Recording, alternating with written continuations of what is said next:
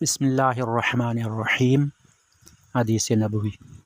हज़रत उस्मान रज़ियल्लाहु अन्हु बयान करते हैं, रसूलुल्लाह सल्लल्लाहु अलैहि वसल्लम ने फ़रमाया, जो शख्स वज़ू करे और ख़ूब अच्छी तरह वज़ू करे तो उसकी ख़ताएँ उसके जिस्म से निकल जाती हैं, हत्ता कि उसके नाखनों के नीचे से भी निकल जाती हैं।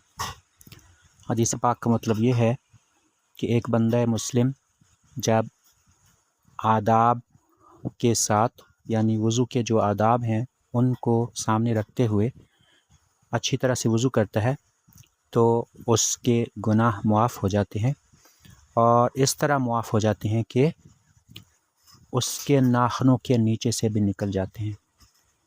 यहाँ पर हदीस पाक में जो नाखनों के नीचे से गुनाहों के निकल जाने का ज़िक्र है, तो इसमें एक ताकीद है।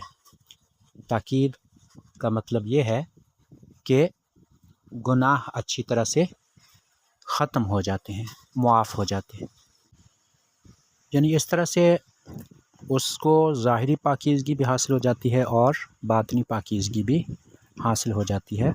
लेकिन यहाँ पर जिन गुनाहों का ज़िक्र है वो सगीरा गुनाह है, यानी सगीरा गुनाह वज़ू से मुआफ़ कर दिए जाते हैं।